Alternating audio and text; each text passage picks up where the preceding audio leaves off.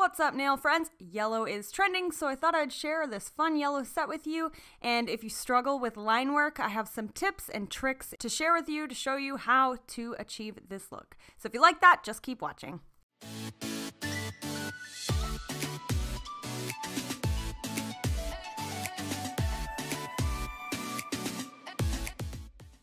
So to start off this set, I actually had to remove her old set because we wanted to do a fresh set. So I already removed her old set, and now I'm just going to be applying forms. So she has really long hypernychiums, so that's underneath her nail, and that's that skin that grows along with your natural nail. So because her hypernychium is so long, I have to cut my forms to fit under her nail. So basically I just cut right in the middle, and you'll cut whatever part of her natural nail is longer, that's where you'll cut it in the form. So I'm not going to go into too much detail about this, but if you guys want me to do a form video, please let me know in the comment section.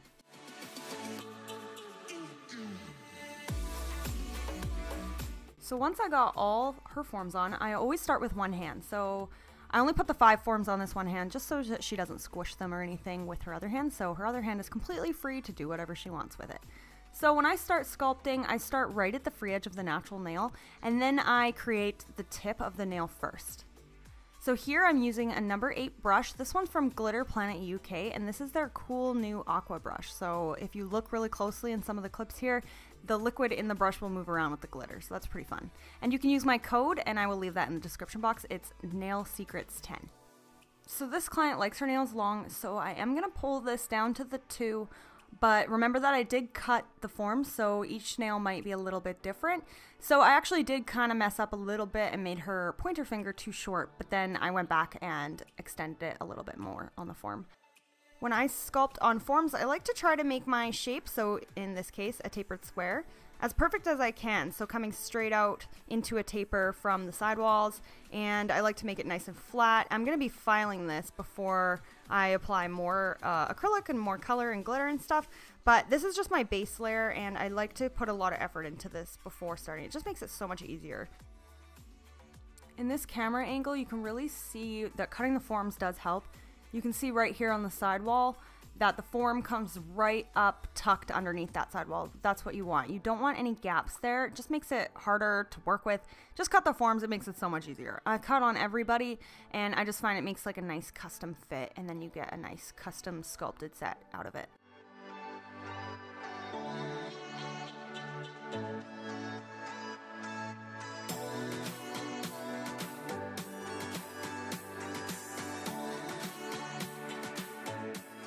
When you do a thin base like this, the clear takes a little bit longer to dry, so now I can come back and pinch that pinky. So I got 3 nails done, and then I pinch the pinky, and then I move on and I'll do the 4th and 5th nail, and then come back and pinch the other nails. I also thought I would quickly mention here, before someone says it in the comment section, that any staining on her nails is because she's a hairdresser. She tries to wear gloves, but sometimes she doesn't, and she does go 4 or 5 weeks between appointments, so she does get a lot of staining on her nails. So I try to remove the staining the best I can, but I can't always remove it all. So please keep that in mind and not ask me if there's tons of rings of fire all over her nails, because trust me, my clients' natural nails are my #1 priority, and I never want to do anything to put them at risk. So those are stains and not rings of fire.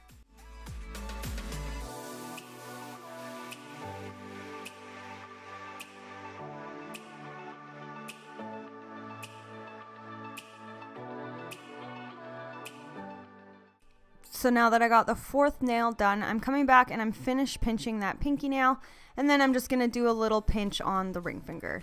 So when you're pinching the nail, you're just going to want to use these pinching tools. You can get these anywhere. So I got some from Ugly Duckling, get them on eBay.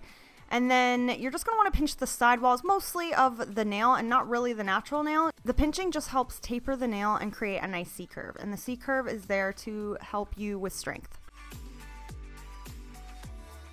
So after all 10 nails have been sculpted and forms removed, now they're all dry, and I can come in with a file and refine my shape. So here I'm just using a 180 grit hand file, and I'm just coming under the nail at the sidewalls, and I'm really just trying to taper that nail and make that shape really sharp. Then I come over the tip and make that straight as well.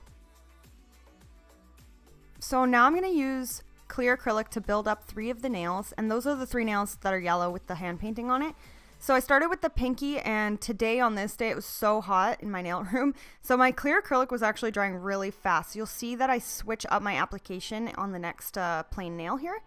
In order to maneuver this already drying bead, I make sure to make my brush really wet, and I'm just making this acrylic really wet and just trying to move it around. So normally I wouldn't work this wet or this sloppy, but it just so happened to be super hot and I didn't realize it when I picked up such a big bead. But I'll show you a different technique for nails this long and when it's hot in a second.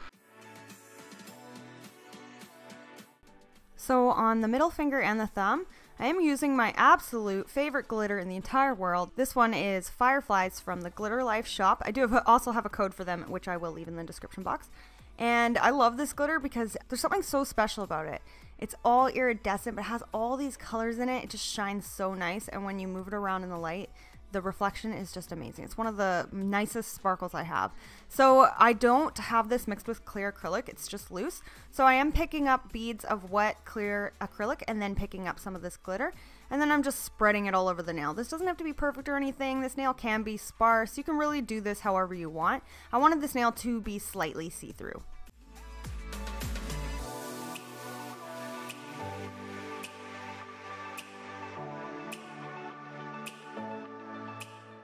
So I'm just going to allow that to dry a little bit before encapsulating because I don't want it to move around. I decided to apply my first bead right in the middle of the nail and drag it down to the tip. And then I apply a second bead right at the tip and drag it up. Then I'll apply my third bead around the cuticle. So because this nail is so long, I can't do it in a one ball method, and my room's obviously way too hot to do it in a one ball method. So sometimes you'll have to do these things in more than one bead. So here I'm coming in with my bead right at the cuticle area, and I'm going to be using this bead to create an apex.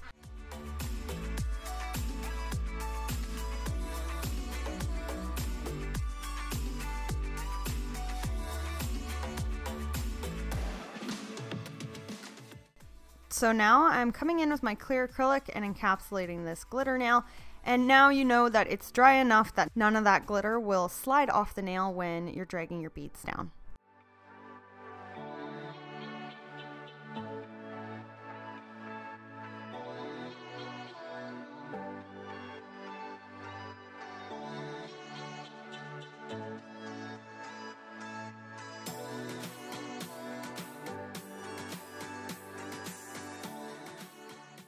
Once all the nails are dry, now you can come in and finish file. So here I'm using a medium small cone bit, and I just use this bit around the cuticle area, and this makes the nail nice and flush with that cuticle. Everybody's always asking me what I use, so I will definitely link this down below.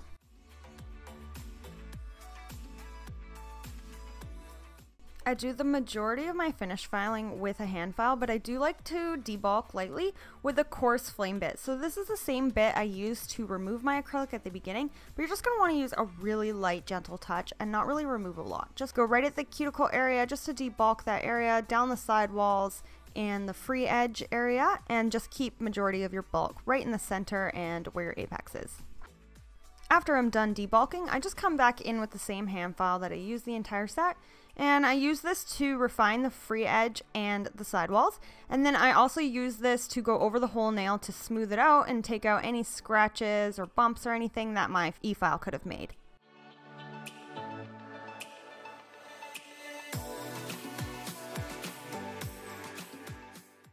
In order to make my videos a little bit shorter, I don't like to show too much of the hand filing just because it takes a lot of time out of the video and I think it's a little bit boring for you guys, but I do spend a lot of time hand filing because I just find that that's how you're going to get that perfect shape with keeping that apex right there.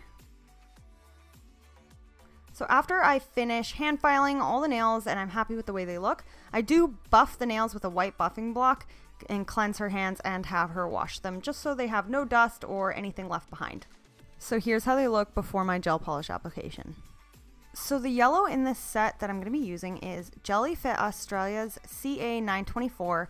So this is from their 2016 summer collection. This collection was amazing for the summer. I got to use it a lot and everybody seemed to love it. It's so bright. So these colors are probably one of the more sheer Jellyfit Australia colors, but because these are going over top of clear nails, they only needed 2 coats. But if I was doing this on a client that had some color left underneath, I would apply 3 coats of this color.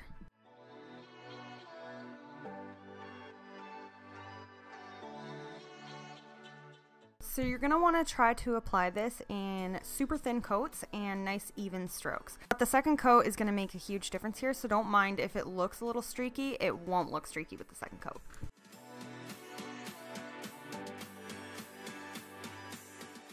So if you do make any mistakes, you can clean that up with a clean and dry small brush. So I cured the first coat, and now I'm just coming in with my second coat.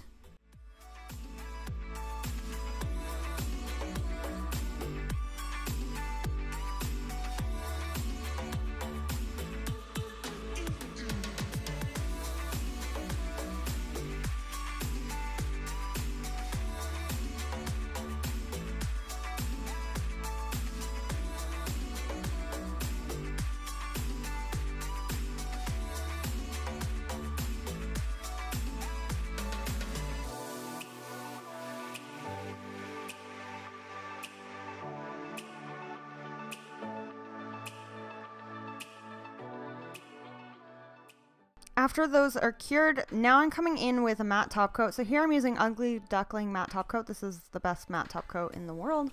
And I'm just applying this only on the yellow nails and gonna cure that because I'm gonna be doing line work on top of this, and the line work that I'm gonna be doing doesn't need a top coat.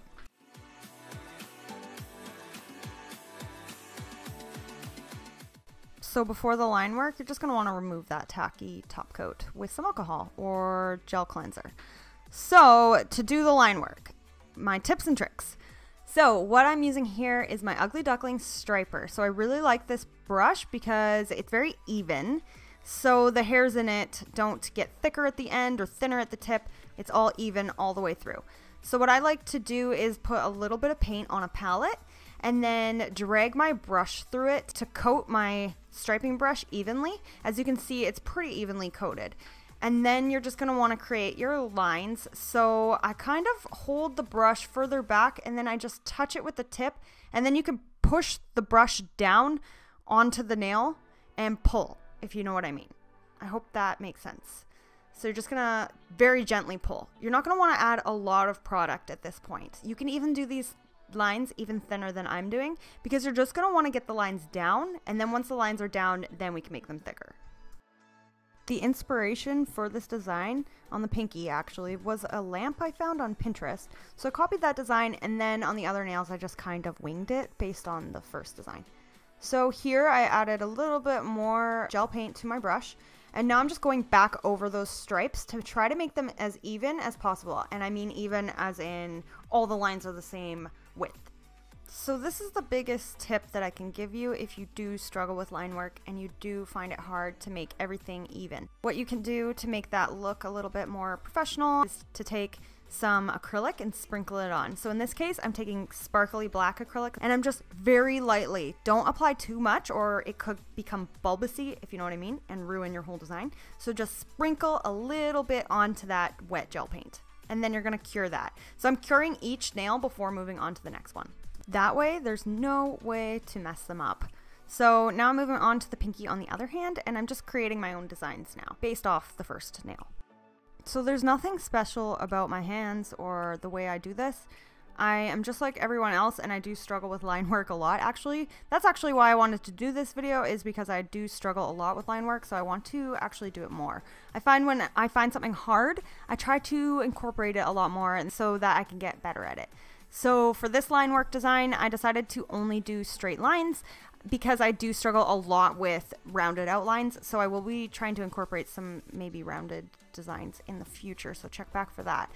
I really truly do feel like the paint you use and the brush you use makes a massive difference. So the Ugly Duckling striper is one of my favorites. I also love the Light Elegant Selena Ride Signature Series brush set, the stripey in that one, but I did ruin my stripey. But that one was my favorite brush, but this is a close second.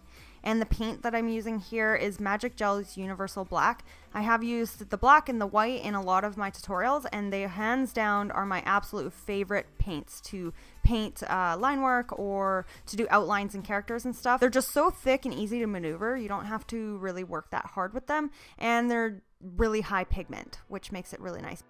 So if you are looking for a good paint, this one is definitely my number one. But I am curious what you guys like to do line work with. I would like to try some new stuff, maybe some different colors of a different brand or something. So what's your favorite gel paint to do line work with? Let me know in the comment section. So when curing this design, make sure to cure it with double the time, just so the lights can penetrate through the black acrylic that was put on top of the black gel. So then after that's been cured, I'm just wiping off that extra dust and then coming in and cleansing the nail just to make sure that there's no staining or extra acrylic hanging out there. Then I'm applying some crystals. So I like to use my Ugly Duckling Stick It. So this is like a gel type glue. You guys have probably seen it in some of my videos. And I apply that first and I smush these huge crystals into that. And I give that a cure before adding more crystals. So I got these big crystals from Crystal Princess, and you can use my code Sarah30 and you'll get a gift with purchase if you spend over $30. So the gift right now is chrome and glitter, so that's pretty awesome. So here I've just switched now to my Kira Sky base. This is my favorite glue to do on top of acrylic, and I'm just applying that where I want to put the crystals. So once the crystals have been applied and that glue has dried, then I come in with my Kira Sky No Wipe top coat. This is my favorite top coat, so shiny and lasts so well. And I'm just applying this on that acrylic and not on top of the crystals. If you apply it on top of the crystals, you will ruin the shine. So make sure to just apply it around. And look how shiny that is. So you're gonna wanna give this a full cure. And here's the finished result. I absolutely love this set, and I'm so happy my client gave me free reign on this. She said, do whatever you want. I like bright, and this is what I came up with. So hope you guys like this video. Check back for some more tutorials. Don't forget to subscribe and give me a thumbs up, and let me know down below what you'd like to see next. Thanks for watching. Keep your nails long and your glitter strong.